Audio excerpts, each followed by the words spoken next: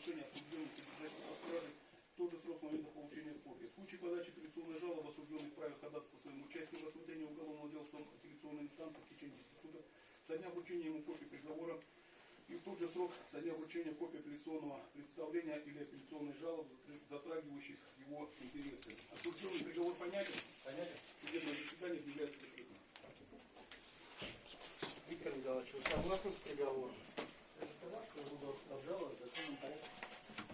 Все-таки, а можете рассказать, на какие деньги купили дом и ремонт в нем сделали?